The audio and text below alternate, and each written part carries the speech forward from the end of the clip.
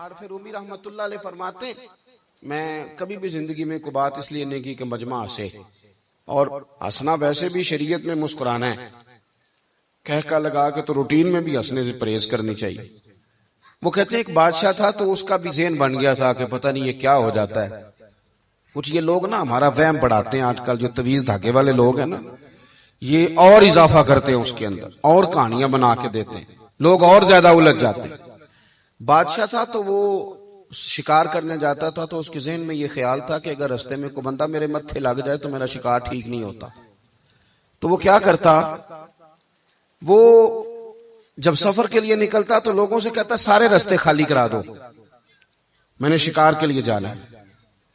لوگ رستے خالی کرا دیتے۔ ایک دن ایک آدمی بیچارہ نے ایک آنکھ سے اسے نظر نہیں آتا، وہ کوئی جنگل سے لکڑیاں کاٹ کے آ رہا تھا تو اچانک وہ چڑھ گیا۔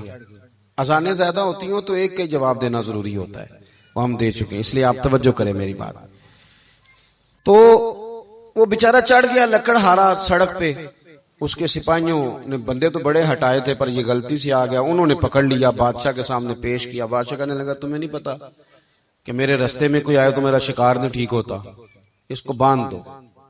دھوپ بڑی سخت تھی، درخت کے ساتھ باندھ دیا، کہا جا رہا ہوں واپس آتا ہوں، اگر شکار ٹھیک ہو گیا تو چھوڑ دوں گا ورنہ اسے قتل کر دوں گا۔ دو بندے اس کے سرانے کھڑے کر دیے تلوار لے کر کے۔ اب وہ بیچارہ صبح سے بندہ ہے، بادشاہ چلا گیا۔ اتفاق کی بات یہ کہ آج شکار پہلے سے بھی اچھا ہوا، خوب ہوا۔ بادشاہ واپس آیا، اب یہ دھوپ میں بندہ ہے، کسی نے پانی بھی نہیں پوچھا، تنگ آمد بجنگ آمد، بندہ جب پورا تنگ آئے تو پھر جنگ بھی بڑی کرتا ہے۔ اس نے کہا یار آج مرنا تو ہے، اب مرنا سچ بول کے۔ بادشاہ نے کہا اسے کھول دو، آج میرا شکار بڑا اچھا ہوا ہے، لہذا اسے کچھ نہیں کہنا، کھول دو۔ رسیاں کھول دی تو پتہ کا شخص کہتا ہے، کہتا بادشاہ ایک بات کر لوں میں بھی، مار تو جانا ہی ہے پر ایک بات کر لوں۔ کہنے لگا کرو۔ کہنے لگا تم نے صبح میرا منہ دیکھا تھا، تمہارا شکار بڑا اچھا ہوا ہے، دن بڑا اچھا گزرا ہے، پر میں نے آج سویرے تمہارا منہ دیکھ لیا تھا، تو دیکھو میرا بیچارے کا کیا حال ہوا ہے کہ صبح سے یہاں۔ اب تم بتاؤ منحوس میں ہوں کہ تم ہو، نحوست میرے اندر کہ تمہارے اندر؟ میں اگر کوئی جوان آدمی میرے ساتھ آ کے یہ بات کرتا ہے نا کہ بھئی فلان ہو گیا تو میں بڑا، تو مجھے اس پہ غصہ آتا ہے۔ میں کہتا ہوں آپ اس عمر میں یہ کام کریں گے تو بزرگوں کو کون سہارا دے گا، ضعیفوں اور کمزوروں کو کون اٹھائے گا؟ آپ اتنی کچی باتیں کرتے ہیں۔ اور یہاں پیروں نے بھی عجیب تماشا گھڑا ہوا ہے، سویرے 9 بجے بیٹھ جاتے ہیں تعویذ لکھنے۔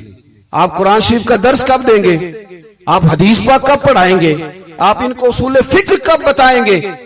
پیر صرف دین کا نمائندہ ہوتا ہے جس نے رب رسول کا دین پڑھنا ہے اور آگے پڑھانا ہے، جس نے لوگوں کو وہاں سے دین سیکھ کے آگے سکھانا ہے۔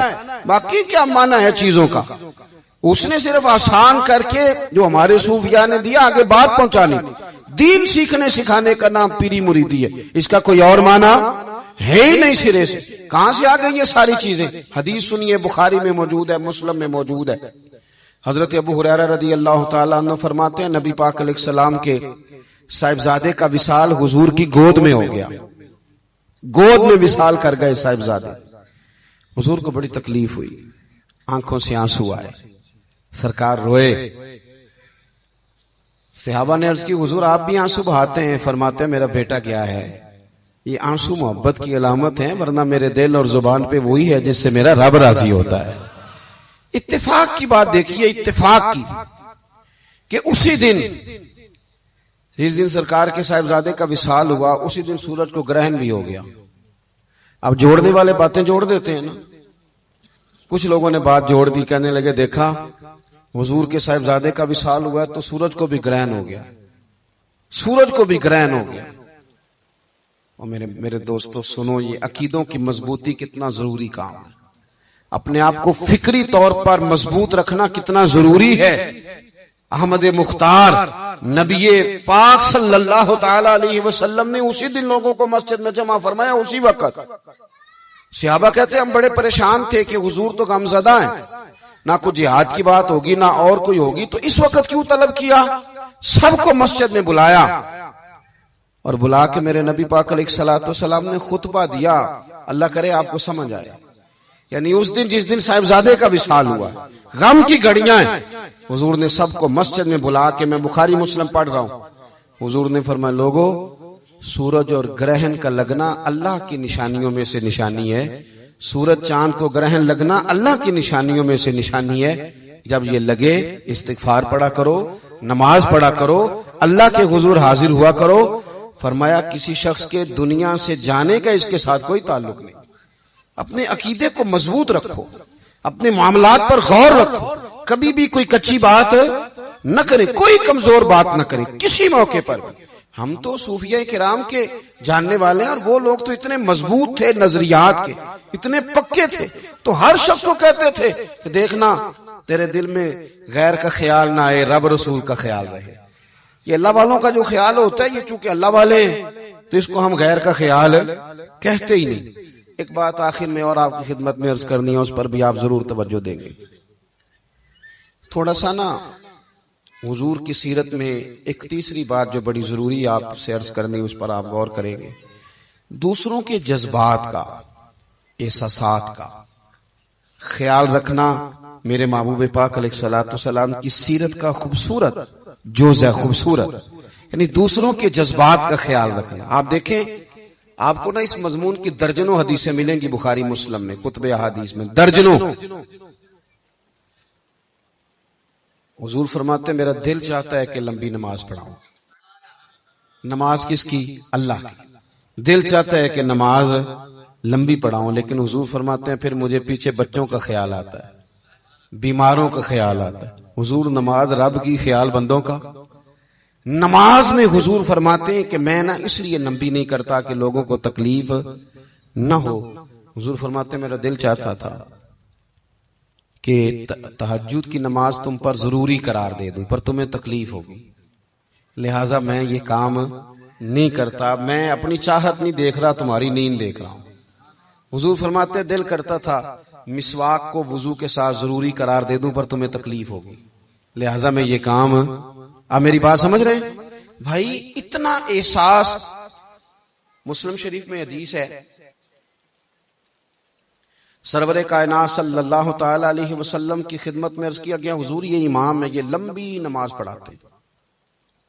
اب ظاہر ہے وہ قرآن شریف ہی پڑھتے ہوں گے، اچھے جذبات کے ساتھ کرتے ہوں گے، لیکن حضور نے بڑے ان کو تنبیہ فرمائی اور فرمایا میں لوگوں کو دین کے قریب کرتا ہوں تو دور کرتا ہے۔ جب لوگوں کو نماز پڑھائے تو اعتدال کے ساتھ پڑھا، درمیانے طریقے، خود پڑھ تو جتنی مرضی پڑھ، تھوڑا سا نا جذبات کا خیال کریں، اپنی والدہ کے جذبات کا بھی خیال کریں۔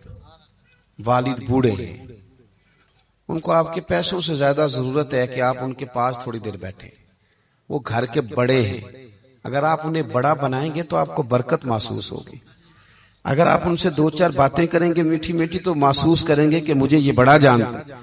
ان کے جذبات کا خیال کریں۔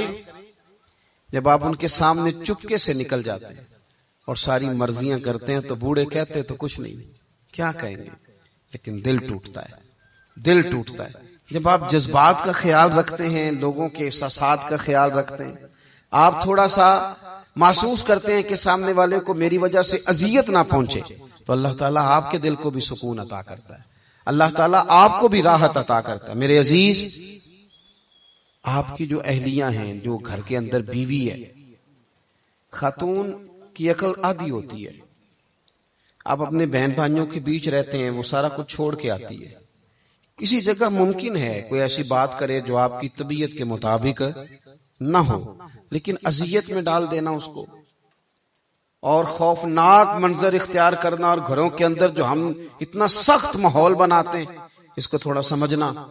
حضور نے ایک حدیث میں ہمیں بات سمجھائی، فرمایا اپنی بیوی سے بغض نہ رکھنا، اپنی بیوی سے اگر اس کی کوئی عادت ناپسند ہو تو اس بات پہ غور کر لینا جو تمہیں پسند ہے۔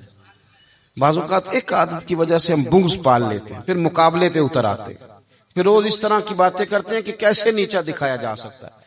اپنے دائیں بائیں والوں کا خیال کریں، ان کے لیے آپ اچھے جذبات پیدا کریں۔